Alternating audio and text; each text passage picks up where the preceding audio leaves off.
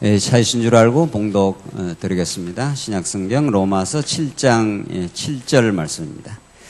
그러면 우리가 무슨 말 하겠느냐? 율법이 죄냐? 결코 그럴 수 없다. 율법으로 말미암지 않았다면 나는 죄를 알지 못하였을 것이니 율법이 탐내지 말라 하지 않았다면 나는 탐심을 알지 못하였을 것이다.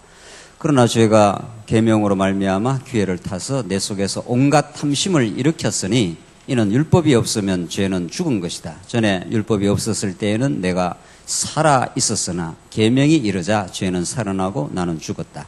생명에 이르게 할 그 계명이 내게 대하여 죽음에 이르게 하는 것이 되었다. 죄가 계명으로 말미암아 기회를 타서 나를 속이고 그것으로 나를 죽였다. 이렇게 보면 율법도 거룩하고 계명도 거룩하고 의로우며 선하다. 그러면 선한 것이 내게 사망이 되었느냐? 결코 그럴 수 없다.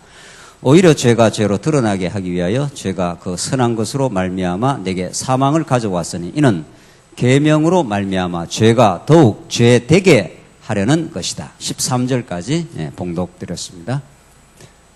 기독교 복음 하늘의 계시의 진리는 타락한 인간, 자연인이 생각하는 상식적 사고와는 얼마나 근본적으로 다른지 모릅니다. 아예 정반대의 가르침을 성경은 우리에게 하고 있습니다. 특별히 오늘 우리가 공부해 나가는 이 하나님의 의의 성질 가운데 율법의 기능, 도대체 율법이 무엇이고 하나님께 율법을 주신 목적은 무엇이며 그걸 통해서 하나님은 어떤 하나님의 은혜로우심을 우리에게 가르쳐 주느냐 하는 그 총체적인 하나님의 섭리 속에 오늘 이 본문이 위치되어 있고, 오늘 이 본문이 로마서에서 가장 어려운 본문으로 지금 주석학자들이 그렇게 아주 곤혹을 치르고 있는 부분이 7장 마지막 부분, 이제 8장으로 넘어가는 이 대목입니다.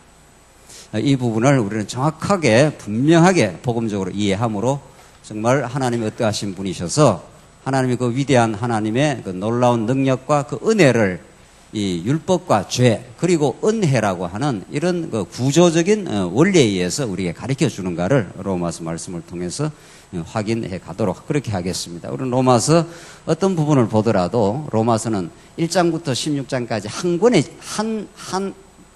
하나의 그 덩어리의 진리지 이렇게 나눌 수가 없는 겁니다. 이렇게 나누어지는 것도 이렇게 우리가 로마서의 대목들을 네 가지로 이렇게 나누는 것은 그것을 결국은 다 연결해서 하나님이 어떠신 분인가, 그가 얼마나 능력 많고 은혜로우신 분인가, 그분이 보낸 하나님의 아들 예수 그리스도를 통해서 드러나는 복음이 얼마나 위대한가를 그 복음 하나를 증거하는 것이지 뭐 따로 이렇게 각각을 가르치려고 로마서는 기록되지 않았습니다. 제가 늘 들은 비유지만 하나님은 언약 성취의 이 위대한 그 드라마를 전개할 때 이 전체 드라마를 하십시다. 드라마를 때 그때 등장하는 그 배역들이 있고 그때 등장하는 배경 소품 이런 것들이 있지 않겠어요? 그 성경은 드라마는 어떤 배역, 주인공이 됐든 엑스트라 됐든 그런 한 사람을 부각시키려고 드라마가 존재하는 게 아닙니다. 거기에 조연이든 주연이든 엑스트라든 어떤 소품이든 배경이든 이 모든 것들이 딱 하나의 목적을 전달하고 있습니다. 드라마의 주제를 전달하고 있는 거죠. 그렇게 성경을 이해를 하면 정말 성경에서 일관되고 심도 있고 살아있는 복음을 우리는 확인받을 수가 있는 겁니다. 지금 오늘날 성경을 이렇게 보지 못하게 될 때 얼마나 성도님들이 오랫동안 신앙생활을 해도 로마서 배우면 로마서에서 또 부분적인, 고린도전서 배우면 고린도에서 부분적인 거, 계시록 배우면 계시록에서 이 말 저 말 이렇게 해서 많이 공부하면 할수록 머리가 복잡해질 수 있는 거죠. 그게 파편적으로 자꾸 이렇게 전달이 되니까. 그러나 지금 로마서 우리가 한 권을 공부하더라도 하나님 로마서 앞부분에 서론에서 하나님의 언약, 하나님의 약속이 나오고 복음은 하나님의 복음은 옛적에 선지자들로부터 그 아들에 관하여 약속하신 것이라. 딱 약속이 먼저 로마서 1장 1절 2절에 튀어나오는 거죠. 그래서 언약이 먼저 나옵니다. 하나님의 언약의 복음을 통해서 하나님 여호와를 드러내시되 로마서의 맥락에 따르면 인간을 불의한 가운데 내어 버려 두셨다 그래요. 로마서 표현대로. 하나님이 그걸 붙들질 않고 그냥 내어 버려 두사 이렇게 돼 있단 말이죠. 불의한 가운데 버려 두셔서 인간이 얼마나 하나님의 은혜의 손에서 떠나가면 하나님이 붙드시지 않으면 인간이 어디까지 가는가를 하나님이 그냥 보여주시는 거죠. 탕자 비유가 그런 거죠. 그런 다음 불의의 그 늪에서 허우적거리는 그 인생에게 아무도 스스로 불의의 늪에서 나올 수 없는 상황 속에서 하나님이 찾아가셔서 손을 내미시고 그를 붙들어내는 거잖아요. 그게 하나님의 의입니다. 이게 하나님의 의를 인간에게 나타내시려고 이렇게 되는 거죠. 그래서 하나님의 의를 드러내어서 지금 오늘 공부가 바로 의의 성질에 관해서 공부를 하는데, 첫째가 은혜로 말미암은 의라는 것은 하나님의 의, 은혜로 말미암은 선물이다. 두 번째, 그리스도와 함께 세례를 받은 것이다. 셋째, 죄로부터 해방을 받았다. 넷째, 율법으로부터 벗어났다. 해방받았다. 다섯째, 그러나 육신으로는 죄를 섬길 수밖에 없는 연약한 존재다. 이게 지금 의의 성질에 대한 그 대목입니다. 이 의, 하나님의 의. 그 하나님의 의도 또 이렇게 내용이 또 세분화되지 않습니까? 하나님의 의의 실현은 어떻게 이루어지고, 의의 성질은 어떠하며, 의의 결과는 어떠하며, 마지막 의의 기초는 무엇의 기초에서 의가 설명이 되는가. 이렇게 로마서가 완벽한 구조로, 아주 기하학적 구조로 이렇게 딱 구조화되어 있습니다. 사도 바울이, 하나님이 사도 바울로 하여금 의가 무엇인지, 하늘로부터 덧입혀지는 의, 불의한 인생을 덮으시는 하나님의 의, 그 언약에 근거한 의는 어떤 것이라는 것을 이렇게 대목이 조목조목 연결성을 가지고 이렇게 설명이 되고 있다는 겁니다. 그래서 여러분과 제가 로마서를 읽을 때 아무데나 읽으면 안 되는 거죠. 옛날에 우리가 제목 설교 듣듯이 로마서 갑자기 5장 1절로 4절 이렇게 공부하면 안 된다는 거 아니겠어요? 뭐 그러다 그 다음 주에 가면 갑자기 뭐 출애굽기 6장 7절에서 8절 이렇게 나가니까 수십 년을 공부해야 돼 정리가 안 되는 거죠. 그렇잖아요? 그래서 우리는 정말 이런 그 아주 복음의 덩어리가 하늘로부터 통째로 이렇게 우리에게 드러나고 우리가 깨달아졌다. 이래서 우리가 참 감격이 있는 거죠. 맞아, 하나님 이러신 분이십니다. 로마서 한 군만을 우리가 잘 이렇게 정리를 해도 하나님이 당신의 언약의 신실하심을 드러내는데, 로마서에서 드러내는데 인간을 불의한 가운데 가두어서 아무도 자기를 자랑할 수 없게 만들었다. 하나님 우리를 괴롭히려고 불의한 가운데 가두어 두신 게 아니라 불순종 가운데 가두어 두셨다고 로마서 11장 마지막에 딱 결론에서 정리를 하고 있지 않습니까?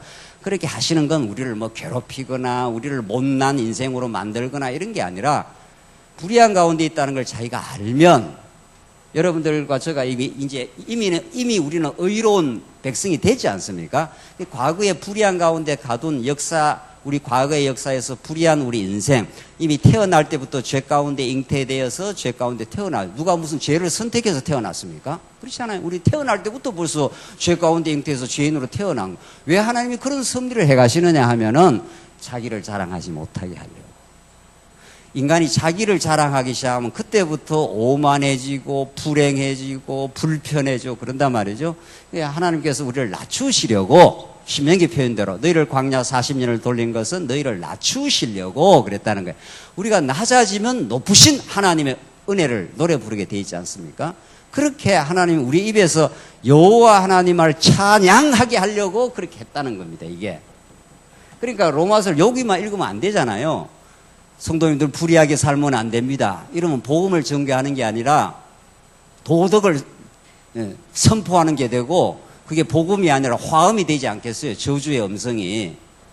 아니, 하나님께서는 언약에 신실하신 하나님이신데 그 언약에 신실하신 하나님의 능력과 그 은혜가 얼마나 크다는 걸 깨닫게 하기 위해서 잠시 우리를 불의한 세상 가운데, 감옥 가운데 가두어 놨다. 아무도 거기서 나올 수가 없다.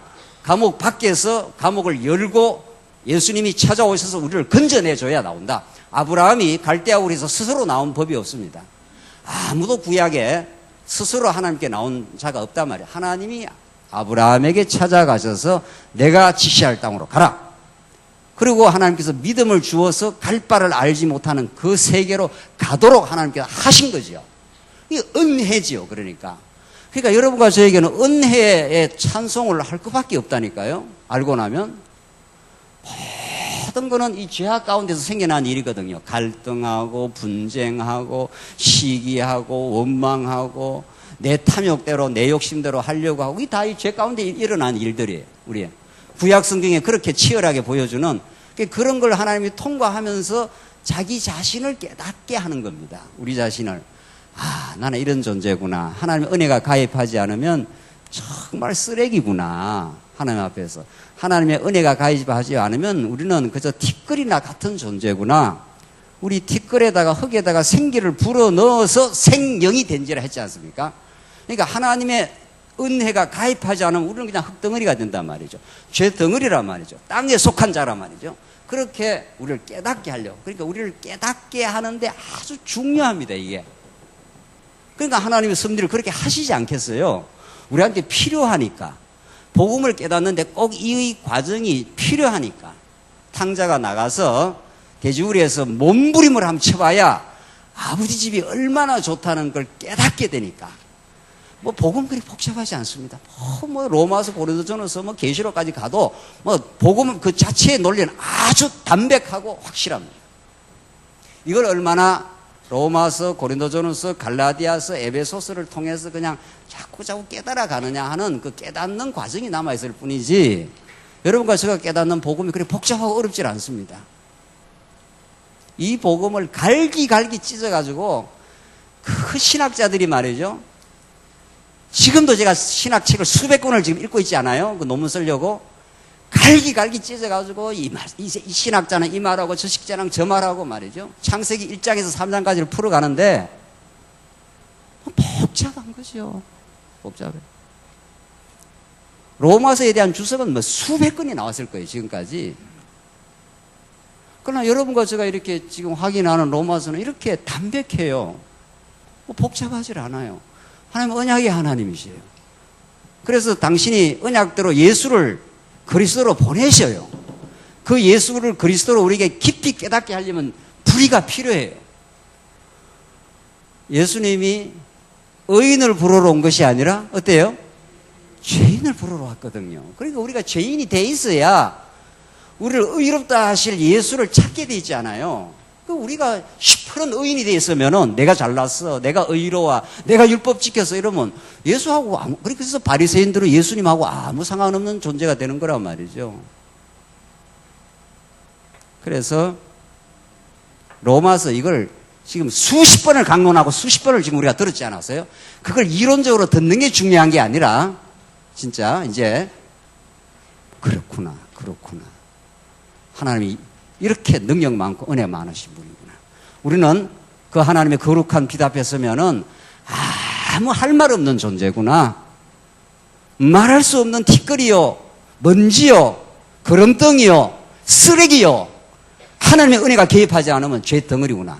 이걸 깨달으면 아무도 자랑할 수가 없어요. 그래서 우리가 은혜를 깨닫고 복음을 깨닫고 교회를 봉사하고 섬기고 성도들을 붙들어주고 이렇게 하는 거는 넘치는 은혜의 선물이에요. 그래서 의 자체가 은혜의 선물이다. 이걸 이렇게 생생하게 로마서는 우리에게 정언하고 있습니다. 예수님과 함께 죽었다가 살아났다. 우리는 예수가 아니면은 10% 죄인으로 살 건데 예수가 십자가에 못 박힐 때 같이 죽고 같이 살아났다. 그래서 죄로부터 완전 해방받았다. 조금 받은 게 아니다, 죄로부터. 우리는 완전한 의인이 되어버렸다. 탕자가 죄인으로 돌아오는데 하늘과 아버지 앞에 내가 죄를 많이 범했사오니 하고 자기를 죄인으로 규정을 하잖아요. 아버지는 죄인으로 규정 안 하겠다는 거예요. 죽었던 내 아들이 돌아왔는데 무슨 소리 하는 거야? 이렇게 나온단 말이죠. 그래서 죄로부터 완전 벗어났어요. 그리고 오늘 율법으로부터 벗어난다. 자, 오늘 이제 율법 문제인데 이렇게 이제 복음을 깨달으면 우리가 이렇게 잠시 삽니다. 요 지금 그렇잖아요. 예, 알파와 오메가 이 시점 속에 우리가 잠시 우리가 죽으면 잠시 자고 나면 부활하고 새하늘과 새 땅 갑니다.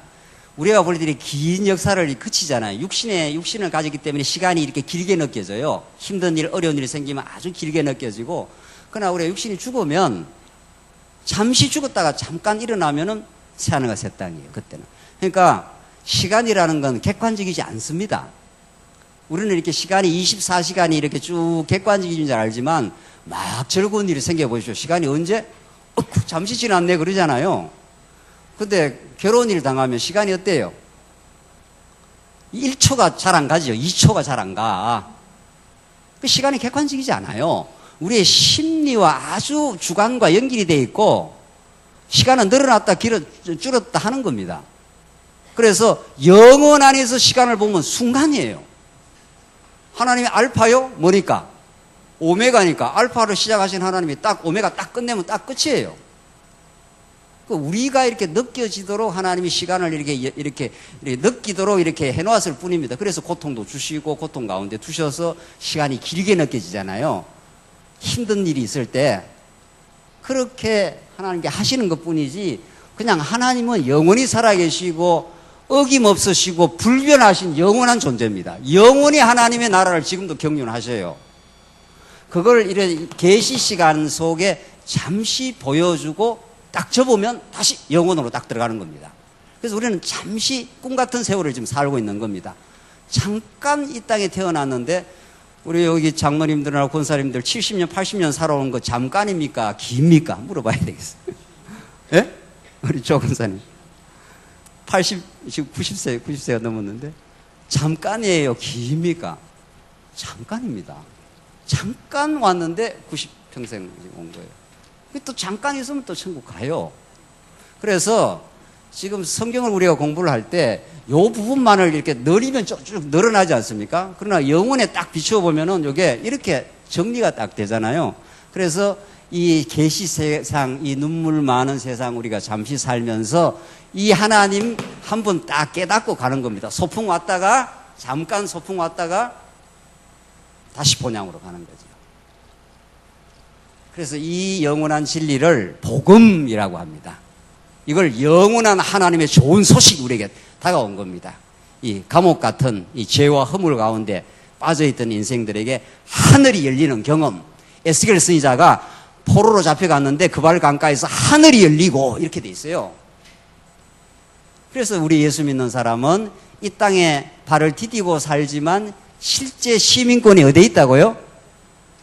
어디 있다고요? 시민권이 대한민국 국민 이런 게 아니고, 이거는 그냥 껍데기, 우리 그냥 껍데기로 하나 얻어 갖고 있는 거고. 어디 시민권?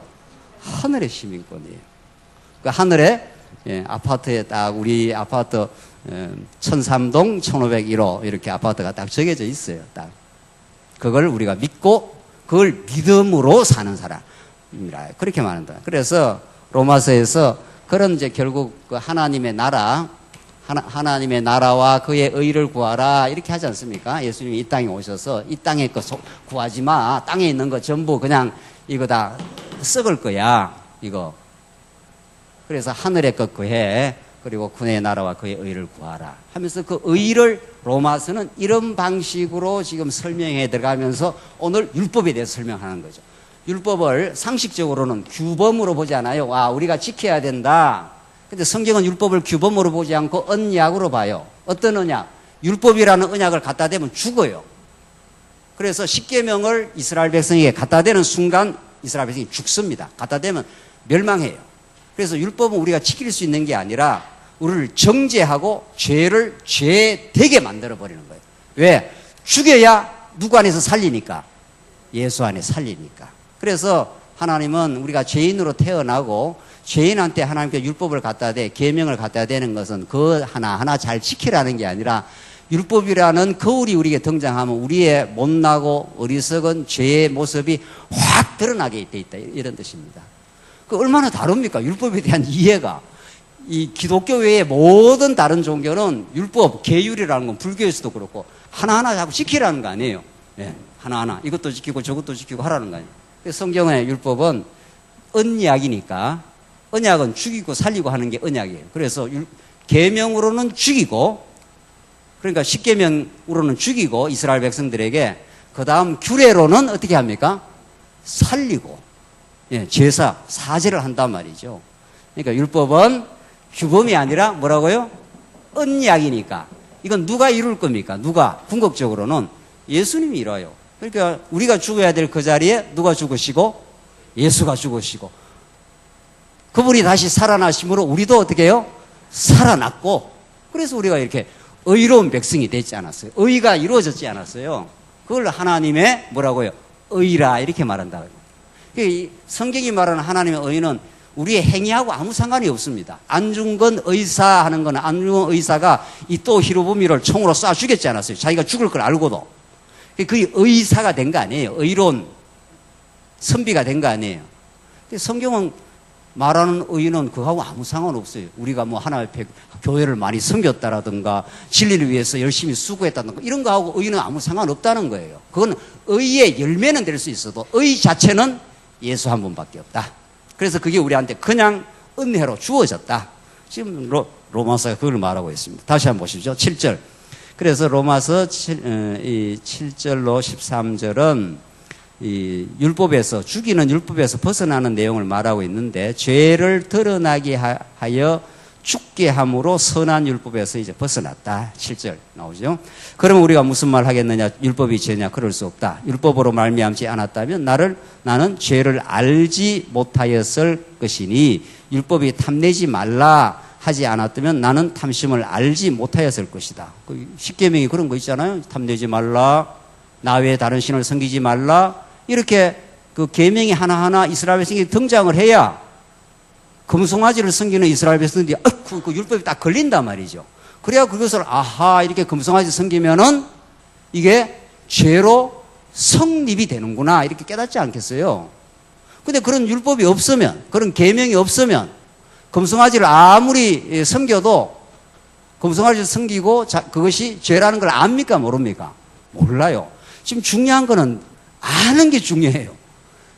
진리를 통해서 자기가 어떤 줄, 진리를 통해서 하나님이 어떠하신 분인지를 아는 게 중요합니다. 그래서 헬라어의 기노스코 하는 그 지식, 그렇게 중요해요. 우리가 지식이 절대로 중요한 겁니다. 올바른 지식을 알고 있어야 올바른 감정이 생기고 올바른 의지 결단이 나오는데 자기가 죄인인 줄을 모르면 자기가 자고할 거 아니겠어요. 그러니까 하나님 율법을 딱 갖다 대가지고 절대로 자기를 자고하지 못하도록 해버린다는 거예요. 그래서 8절 그러나 죄가 계명으로 말미암아 기회를 타서 내 속에서 온갖 탐심을 일으켰으니 했지 않았어요? 그러니까 율법이 계명이 딱 나타나면 죄가 그때부터 발동을 하기 시작한다는 거예요. 원래 죄는 있었는 건데 원래 자 이거 잘 이해를 하시. 그래서 이게 추수학자들이 어렵게 보는 건데 죄가 원래 죄라는 것은 행위적 차원하고는 근본적으로 관계가 없습니다. 행위라는 건 죄가 이렇게 밖으로 드러나면 그걸 범죄라 그러잖아요. 원래 범죄하고 죄를 우리는 구분하지 않습니까? 성경에서 죄라는 것은 범죄로 드러나기 전에도 죄예요. 이걸 로마서가 가르치는 거 아니겠어요? 그러니까 우리가 이 땅에 태어나서 어린애가 태어나가지고 한 몇 달 있다가 죽었다 치십시다. 그 어린애가 몇 달 살 동안 무슨 뭐 다른 사람한테 범죄를 했겠어요? 그렇잖아요. 어린애가 그냥 그 요람해서 그냥 엉얼엉얼하고 울고 이렇게 까딱하다가 뭐 병이 들어 죽었다 치십시다. 그 죄인입니까? 죄인 아닙니까? 그냥 죄인이에요. 그 행위를 아무 행위를 범죄를 안 해도 죄인이라니까요. 우리가 태어날 때 이걸 알아야 돼요. 그러니까 우리가 오늘 구체적으로 칼을 들고 남을 이렇게 죽였다라든가 뭐 도둑질을 했다라든가 이렇게 안 했을 때는 우리가 어떤 자식을 갖는가 하면 나는 뭐 오늘 죄 안 지었어 이렇게 된단 말이죠. 그게 아니에요. 아무 범죄를 안 해도 우리는 그냥 죄인이에요. 그냥 죄인이라고요. 그런데 왜 하나님께서 율법을 갖다 대는가 하면은 율법을 이렇게 딱 갖다 대면 이 범죄가 딱 걸리잖아요. 그렇죠? 나 외에 다른 신을 섬기지 말라 1조. 그런데 딱 이스라엘 백성이 금송아지를 딱 섬겼으니까 여기에 딱 걸리지 않습니까? 법망의 그 행위가 딱 걸렸지요. 걸리면서 범죄를 깨달으면서 이 범죄는 뭐를 깨닫게 하는 장치입니까? 아, 내가 뭐구나 이렇게 됩니까? 죄인이구나 이렇게 깨닫는단 말이죠. 그래서 율법이라는 것이 가입을 하면 죄가 드디어 안에서 이렇게 기승을 부려요. 점점 이렇게 출현을 해요. 출현하면서 따트닥 걸려요. 그래서 십계명에 자꾸 걸립니다, 우리가. 안 걸리는 법이 없어요, 우리가. 어떤 사람도 탐심하지 말라, 이거 다 걸리잖아요. 우리가 권력 탐심도 있고, 명예욕도 있고, 재물욕도 있고 그런데 탁탁 걸린단 말이죠. 그러니까 아하, 내가 이렇게 탐심이 많은 인생이구나. 그래서 내가 하나님 앞에서 하나님과 같이 되려고 하는 죄인이구나 이렇게 깨닫습니다. 그 죄는 행위적 차원이 아니고 존재적 차원이에요. 그러니까 존재 자체가 죄라니까요. 이걸 어떻게 설명을 해야 되나요? 뭐 설명 하나마나 우리 성도님들 잘 알고 계시잖아요. 내가 이렇게 안 드러나도 그냥 이렇게 존재하면은 뭐라는 거예요? 죄입니다, 이게. 그걸 깨닫는 게 중요해요.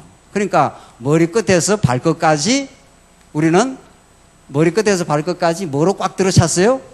그럼 죄로 그냥 꽉 들어찼어요. 참 이거 인정하기 쉽지 않죠? 내가 얼마나 다른 사람을 많이 도와줬는데, 내가 얼마나 교회를 위해서 봉사를 했는데, 천만의 말씀이요. 아무 필요 없습니다. 그거. 필요 없다는 게 아니라, 아무리 천하 없는 교회를 수백 개척 교회를 세웠어도 그냥 죄인이에요, 우리는. 그게 하나님의 은혜로 했다면 감사할 일 뿐이죠. 네. 그래서 우리는 주를 위해서, 평생을 위해서 주를 위해 살고도 하나님 앞에 자랑할 것이 있다, 없다고요? 없어요. 나는 하나님 앞에 어떻게 해요? 무익한 종이로서이다. 내가 하여야 할 일을 했을 뿐입니다. 이 경지에 하나님께서 우리를 끌고 가시잖아요. 그래서 평생을 교회를 위해서 봉사해도 그냥 원래 자기 자리예요. 그 원래 그냥 감사의 자리예요. 충만한 기쁨의 자리예요. 그게 로마서를 정통으로 깨닫는 사람의 깨달음이에요. 로마서는 그걸 말해요. 그래서 9절 전에 율법이 없었을 때는 내가 살아 있었으나 계명이 이르자 죄는 살아나고, 율법이 딱 등장하면 이 범죄를 통해서 죄가 이렇게 불끈불끈 살아 올라온다고요. 그래서 나는 죽었다. 생명에 이르게 할 그 계명이 내게 대하여 죽음에 이르게 하는 것이 되었다. 죄가 계명으로 말미암아 기회를 타서 나를 속이고 그것으로 나를 죽였다. 그래서 자꾸 그 계명이 등장하면서 우리 안에 죄인이라는 사실이 자꾸 이렇게 발견이 되고, 그것 때문에 우리는 죽는다는 거예요. 그 율법은 우리를 죽이는 겁니다. 우리를 살려주는 게 아닙니다. 12절 이렇게 보면 율법도 거룩하고 계명도 거룩하고 의로우며 선하다. 율법이 나쁜 것일 리가 있나요? 그렇잖아요. 율법은 너무도 거룩한 겁니다. 깨끗한 거울입니다. 율법은 절대로 선하고 나쁘지 않습니다. 나쁜 건 뭐가 나쁜 겁니까? 인간이 시커먼 죄인일 뿐입니다. 그런데 율법이 없으니까, 거울이 없으니까 자기가 죄인인 줄 모르는 것 뿐입니다. 그래서 이 세상 모든 사람은, 복음이 없는 모든 사람은 자기가 뭐라고 생각을 하는 겁니까? 죄인이라고 절대로 생각을 하지 않습니다. 그러나 복음 안에 들어온 사람은 자기가 뭐라고 생각을 하는 겁니까? 절대로 뭐라고 생각을 하는 겁니까? 죄인이라고 생각을 하는 겁니다. 그리고 넘치는 은혜를 깨닫는 겁니다. 의인을 부러운 것이 아니라 죄인을 부러우신 그 예수를 통해서 하나님의 그 능력과 하나님 무한하신 은혜를 깨달아 찬양하게 되는 겁니다.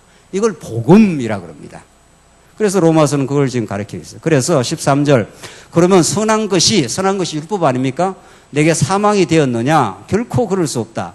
오히려 죄가 죄로 드러나게 하기 위하여 죄가 그 선한 것으로 말미암아 내게 사망을 가져왔으니, 이는 계명으로 말미암아 죄가 더욱 뭐라고 했습니까? 죄 되게 하려는 것이다. 그러니까 계명이라는 건 우리가 지켜내야 될 규범이 아니라 우리를 죄를 죄되게 만드는 언약이에요. 그러니까 자꾸 죄를 죄되게 이렇게 만들어요. 안에 죄가 자꾸 더 죄인이라는 걸 확정을 시킨단 말이죠. 그걸 죄인됨을 확정시켜서 우리를 괴롭히려고 그러는 게 아니고, 너 죄인이니까 뭐 형편없는 인생이라고 하나님 우리를 규정하려고 그런 게 아니고, 탕자가 그렇게 형편없는 죄인이 됐지 않습니까?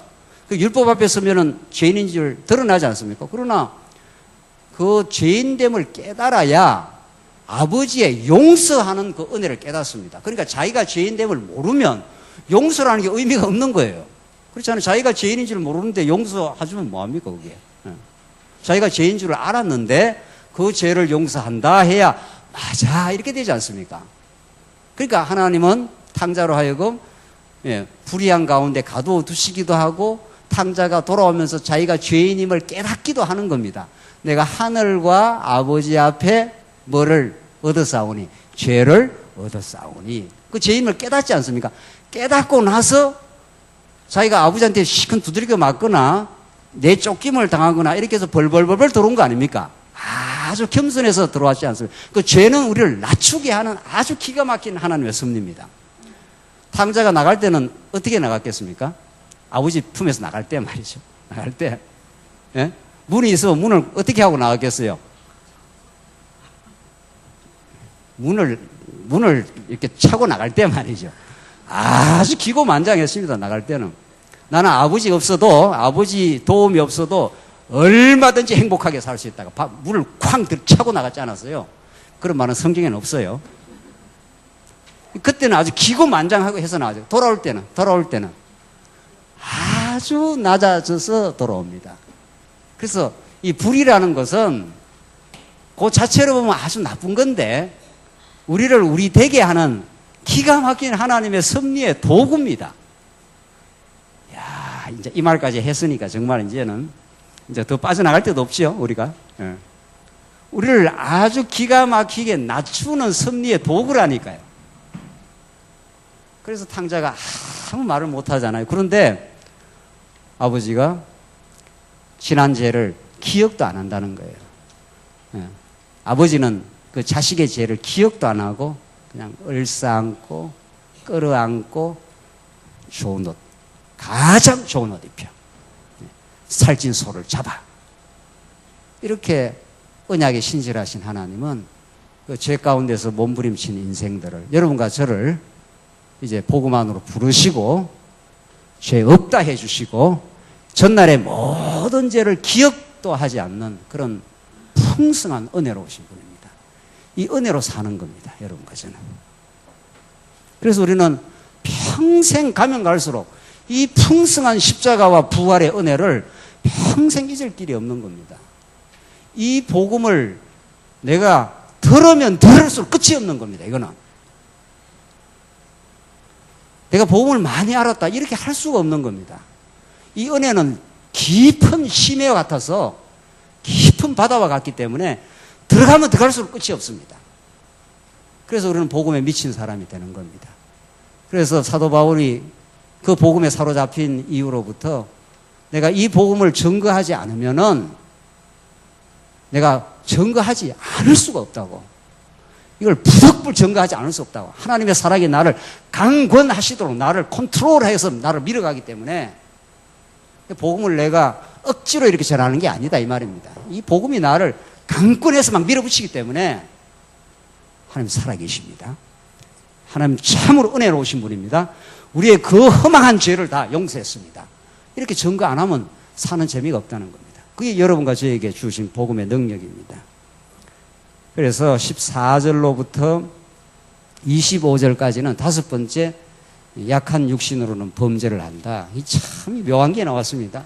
여기까지는 의의 성질로 딱 맞아 보여요. 의의 하나님이 불의한 인생에게 베푸시는 의가 어떤 성질을 가지고 있느냐? 그러니까 은혜의 선물입니다. 그 말 아닙니까? 우리가 노력해서 쟁취한 게 아닙니다. 이 말 아니겠어요? 하나님이 그냥 선물로 주셨습니다.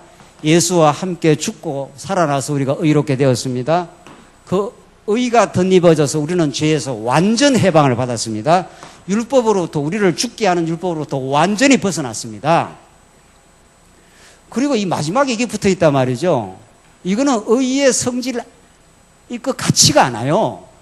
육신으로는 죄를 범한다는 게 무슨 의의 성질을 갖냐 말이죠. 이게 7장 14절로 25절. 그런데 이 본문을 잘 읽어보면은 하나님이 그 의를, 하나님이 주신 의가 얼마나 깊고 오묘하다는 것을 우리의 육신 속에 죄를 남겨두셔서 깨닫게 하십니다.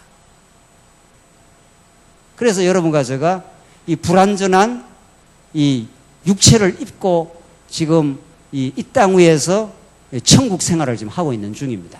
제가 오늘 경건의 시간에도 말씀드렸지만은 우리는 현실 속 천국을 누리는 거지 새하늘과 새 땅 같은 완전하고 영원한 그런 천국을 누리는 게 아니잖아요. 현실 속의 천국을 맛보고 현실 속에서 기쁨을 누리고 그러나 또 현실에 부닥치는 어려움 때문에 우리가 슬퍼할 때도 있고 그런 그 점점 불완전한 속에서 영원한 하나님 나라를 이루어가는 건데 오늘 14절로 25절이 그런 본문입니다. 그러니까 이 다섯 번째 정확하게 붙어 있는 겁니다. 이게 약한 육신으로는 아직도 어떻다고요? 예. 예, 범죄를 한다고. 이게 의의 성질에 나와 있단 말이에요. 범죄를 하지만 25절의 마지막에 가면 감사하리로다. 그 말이 나와요. 보십시다. 14절. 우리는 율법이 영적인 줄 알지만 나는 죄 아래 팔려 육신에 속해 있다.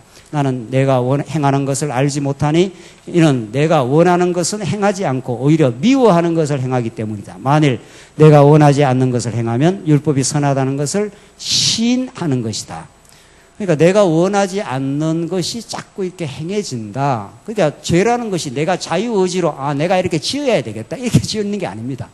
그러니까 표면적으로 볼 때는 내가 죄를 짓는 것처럼 보이지만 지금 복음이라는 건, 진리라는 건 언제나 그 이면적인 거, 그 표면 밑에 깔려있는 그 세계, 그걸 깨닫는 걸 진리를 깨닫는다 하잖아요. 이게 지금 드러나는 언약 불의의 신령한 예배, 이게 로마서에 나오는 표면적인 주제들입니다. 이게 그렇잖아요. 이걸 깨달았다고 진리를 깨닫는 게 아니에요. 이런 방편을 통해서 하나님이 어떤 분이고 예수가 어떤 분이라는 걸 깨닫는 거, 이게 진리예요. 그렇잖아요. 성경은 전부 드러난 어떤 내용들을 통해서 그 밑에 쫙 흘러가는 어떤 복음을 지금 전가하고 있잖아요. 그렇죠? 그런 것처럼 우리가 죄를 범하는 건 표면적으로 내가 범해요. 분명히 내가 범하는 겁니다. 네, 분명히.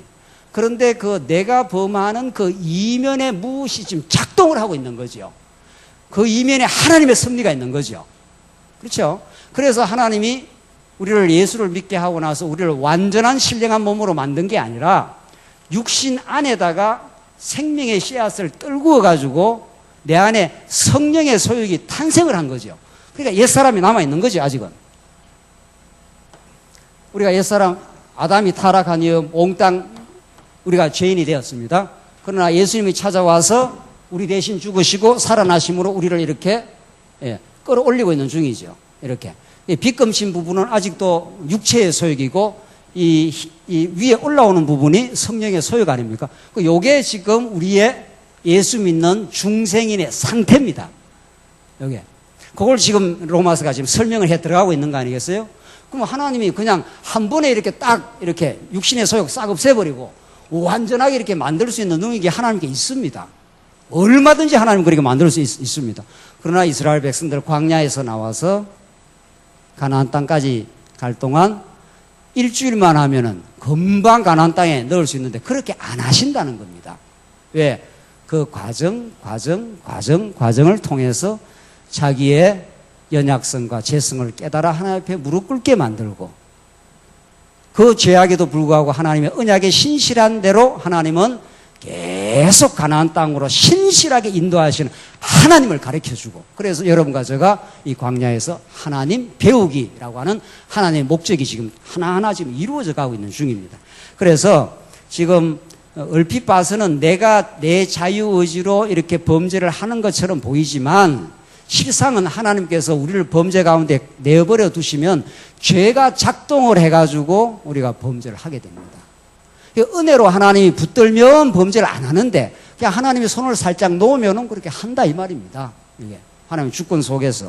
그래서 17절 그러나 지금 그것을 행하는 자는 내가 아니라 내 속에 있는 뭐라고 그랬습니까?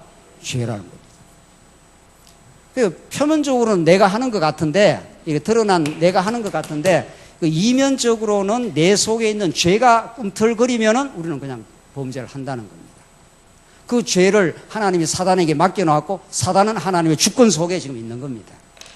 이렇게 일원론적으로 깨닫지 않는 다음에는 언제나 죄 때문에 우리는 갈등하는 겁니다. 내가 행해야 되느냐 말아야 되느냐 행해야 되느냐 말아야 되느냐 이런 그 시달림 속에 있는 겁니다. 조금 더 보십시다. 18절 나는 내 속 곧 나의 육체 속에 선한 것이 있지 않다는 것을 안다. 원함은 내게 있으나 선을 행하는 것은 없다. 나는 내가 원하는 선은 행하지 않고 오히려 원하지 않는 악을 행한다. 20절까지 읽고 만일 내가 원하지 않는 것을 행한다면 그것을 행하는 자는 내가 아니라 내 속에 있는 뭐라고요? 죄니라. 이 말을 잘못 이해하면은 이거 잘 이해해야 됩니다. 진짜 로마서 이거 자칫 잘못 이해하면 아하 이거 죄는 내하고는 아무 무관하구나. 아무 이렇게나 재지도 뭐 상관없구나. 뭐 그런 걸 가르치려고 이 말씀을 지금 주는 게 아니에요. 그 앞에서 이미 나왔잖아요. 은혜를 더하게 하려고 죄에 거하겠느냐? 결할 수 없느니라. 딱 그러지 않았어요? 이 말씀도 마찬가지예요. 아하, 이거 악은 내가 행하는 게 아니고 내 속에 거하는 죄가 행했으니까 내하고는 아무 상관없이 내가 범죄를 하고 나서도 뭐 아무런 뻔뻔하고 말이죠. 그렇게 하라고 이 본문을 준 건 아니지 않겠어요? 그렇잖아요? 그럼 뭐 하려고 이런 본문을 줬느냐는 거예요. 그 죄의 실체를 알게 하고 결국 은혜의 실체를 깨닫게 하기 위해서 하나님이 지금 죄를 섭리하고 계시는 건데, 악행이 자신과 무관하다는 걸 여기에 깨닫게 하는 게 아니라 악행의 원인이 어디에 있다는 걸 가르쳐 주려고 지금 이 본문을 지금 쓰고 있는 거죠. 그러니까 우리는 죄로부터 하나님이 은혜가 개입하지 않으면 언제나 죄를 범하게 되어 있습니다. 그러니까 요 위에는 성령이 직접 통치하시고 이 밑에 부분은 하나님의 사단 권세 아래 내맡겨 놨지 않았어요. 그러니까 위에 이 부분을 성령께서 말씀을 통해서, 그러니까 오늘 같은 날 주일날 계속 말씀을 통해서 하나님의 은혜를 자꾸 공급을 하면 이게 이렇게 무럭무럭 자라는 거 아니겠어요? 이 그림을 우리가 수십 번 수백 번을 지금 공부했지 않습니까? 이런 공부를 이론적으로 하는 게 중요한 게 아니라 이게 나의 실상이라는 걸 진짜 받아들이고 깨닫는 게 중요하잖아요. 맞아. 하나님이 은혜의 말씀을 통해서 이 성령의 소욕을 계속 말씀을 공급하지 않으면 우리는 자동적으로 이쪽으로 움직입니다. 이거는 뭐 움직이라 마라 할 것도 없어요. 그냥 보는 대로 육신의 소욕이에요. 보는 대로 안목의 정욕이고, 우리는 보는 대로 내 자랑하고 싶고, 그런 게 인간이라니까요. 그걸 너무 놀라할 필요도 없어요. 놀랄 일이 아니라니까요. 인간은 은혜의 말씀이, 하나님의 주권에 의해서 은혜의 말씀이 이 속 사람을 딱 붙들고 있지 않는 한 살짝 손 놔버리면은 그냥 보는 대로 욕심이, 우리는 보는 대로 내가 니보다 더 나아, 내 생각이 니보다 더 옳아, 뭐 이거 그렇게 하고 있지 않습니까? 우리는 지금. 아하, 그렇구나. 그렇다는 걸 하나님께 깨닫게 하려고. 그래서 이 내 속에 있는 죄가 나를 꿈틀대면은 이게 언제든지 작동하는 장치가 돼 있다는 거예요. 이게 이 전체 프로그램이 누구의 계획 속에 들어와 있습니까? 이야, 이거 진짜 이 전체 이 그림을 이렇게 그려서 그렇지 더 크게 그리면 이 칠판이 작아요. 이게 큰 원을 이렇게 그려야 되지 않겠어요? 우리 인간에 대해서 이렇게 종을 축소하면은 이 전부를 하나님이 주관하고 계시는 거죠. 이게 인간의 내면인데, 내면이 이렇게 되어 있지 않았어요? 그래서 하나님이 직접 요 말씀을 통해서 우리 속 사람을 딱 붙들고 있으면, 강건하게 딱 붙들고 있으면 이 밑에가 작동을 못 해요. 그래서 말씀 공급이 자꾸 이루어지면 이게 강하게 작동하기 때문에 성령의 소욕이 감사하고 은혜의 섭림을 깨닫고 마음의 평강을 유지하고 천하 없이 세상이 뒤흔들려도 하나님 살아계셔. 새하늘과 새 땅이 반드시 있어. 이게 요 위에 성령의 소욕이 작동할 때예요. 그러나 하나님의 뜻 가운데 우리를 한번 훈련을 시키려면은 요 성령의 소욕을 하나님이 살짝 손을 이렇게 살짝만 놓으면 돼요. 하나님은 크게 놓을 것도 없어요. 살짝만 놓으면은 우리는 그냥 본래 자리로 그냥 돌아가요. 이 본래 자리가 이게 육체의 소욕이에요. 요게 육체의 소욕이고 요게 성령의 소욕이니까. 그러니까 그냥 하나님이 우리 현상적으로 설명을 해 보십시다. 주일날 매주마다 말씀 듣고 인터넷에도 말씀 듣고 성도들과 이렇게 교제하면서 서로 감사하고 서로 위로하고 서로 지지해주고 격려하는 이런 교회 생활을 열심히 하는 사람은 하나님이 우리의 속 사람을 어떻게 하고 있다는 뜻입니까? 붙들고 있다 이런 뜻이에요. 그러니까 그 감사가 끊이질 않아요. 그렇잖아요? 우리가 이렇게 살아있는 것도 감사하고 우리 아이들이 나가서 그냥 건강하게 들어오는 것도 하나님의 놀라운 은혜고 내가 오늘 교회 생활을 이렇게 나올 수 있는 것도 놀라운 하나님의 은혜고 그렇게 늘 감사와 평강과 기쁨이 늘 넘쳐요. 그런데 지금 우리의 상태를 이렇게 점검을 해 보십시오. 말씀이 잘 생각이 안 나고 말씀 공부하는 것도 별로 좋지도 않고 깨달아지지도 잘 않고 그러면 벌써 육체의 소욕에 깊이 지금 빠져들어가고 있어요. 그 육체의 소욕은 시기하고 분쟁하고 탐욕스럽고 다른 사람을 공격하고 싶고 뭐 이렇게 되는 거예요. 자동적으로 그렇게 된다니까요. 뭐. 예, 이거는 안 배우고도 그냥 자동적으로 되는 거예요. 그냥 태어나면서부터. 그래서 그렇게 사는 거예요. 그래서 괴로워하는 거예요. 그래서 막 분노하고 저 죽일 놈, 살릴 놈 막 이렇게 나가는 거죠. 더 나가면은. 그게 육체의 소욕이. 당짓고, 예, 분노하고, 시기하고. 그렇게 이게 인간의 그냥 원래 상태예요. 원래 상태. 그래서 이 상태에서 하나님이 이쪽으로 끌어올리는 성령의 소욕, 성령께서 우리를 붙들어 주는 만큼 우리는 감격하는 거죠. 감사하는 거죠. 그래서 하나님은 우리가 어떤 존재임을 결국 죄인이라는 사실을 결국 깨닫게 하여 하나님의 놀라운 은혜의 장중으로 우리를 전진케 하려고, 은혜가 아니면 우리를 하루도 하나님 앞에 감사를 할 수 없다. 그래서 범사에 감사하라, 쉬지 말고 기도하라, 항상 어떻게 하라고요? 기도하라. 그것이 예수 그리스도 안에서 하나님이 선하신 하나님의 뜻이니라. 그렇게 하잖아요. 그게 하나님이 우리 안에서 이루어 주겠다 이런 뜻입니다. 예.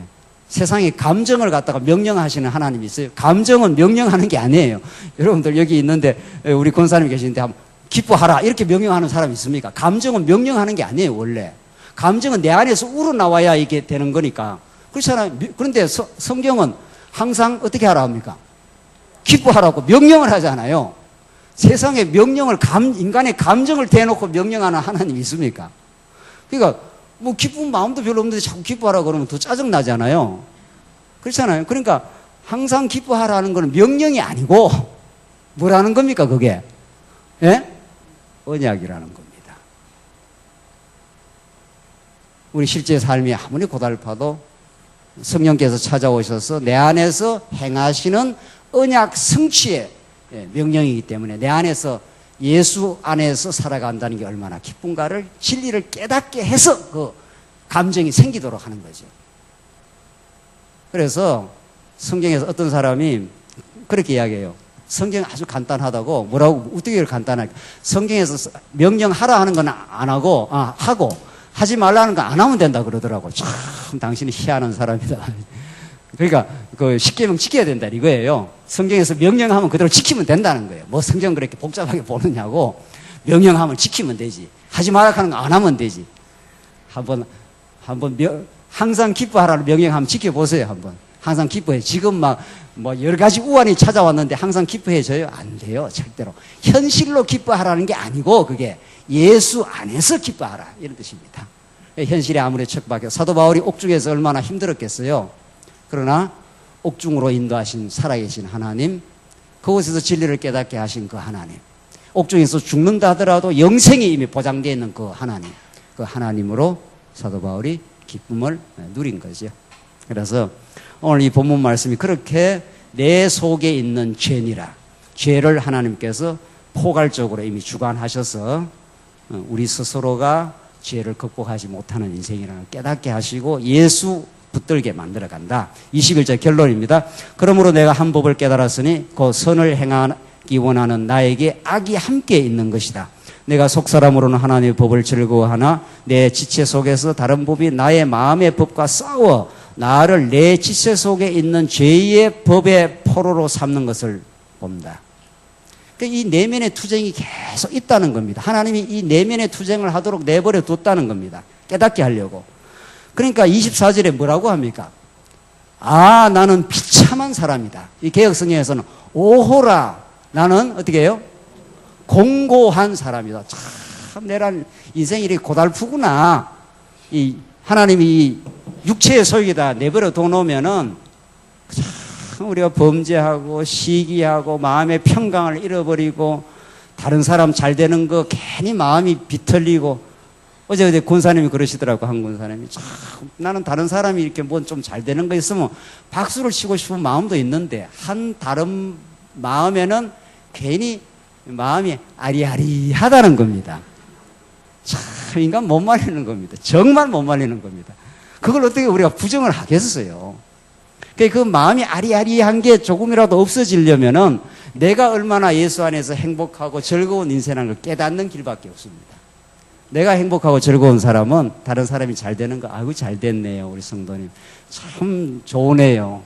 아이고, 집 사니까 얼마나 참 하나님께 좋은 집을 줬으니 교회도 잘 섬기고 참 좋겠네요. 이렇게 되려면은 자기 인생이 행복해야 되지 않겠어요?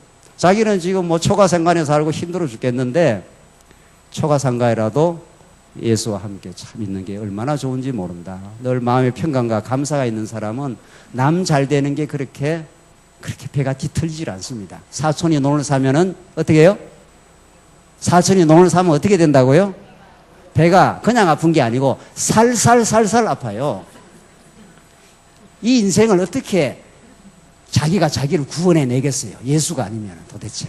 예? 예수가 아니면. 그래서 우리는 예수 아니면 아무것도 아니에요. 그래서 예수가 전부라고요, 우리에게는. 우리는 예수님이 아니면 살 수가 없다고요, 도대체. 이 거칠고 험한 세상. 이 죄악의 몸을 입고 있는 이 인생이. 그래서 예수가 그렇게 좋은 거예요, 우리는. 예수님이 우리 전부 다예요. 이 세상 전부를 주고도 바꿀 수 없어요, 우리는. 그게 복음이에요. 그래서 그 예수가 너무 좋으니까 그분을 위해서 사는 거예요, 이제 나머지. 하나님 우리에게 건강을 주시고 힘을 주시면. 그래서 오라 나는 공고한 사람이다. 이 사망의 몸에서 누가 나를 건져내겠느냐. 이 처절한 자기 인식. 아, 내가 이런 존재구나. 이런 존재구나를 하나님께서 반드시 한번 깨닫게 하죠. 여기 자리까지 반드시 하나님이 내려가게 하죠. 이게 이스라엘 백성들이 바벨론으로 잡혀가는,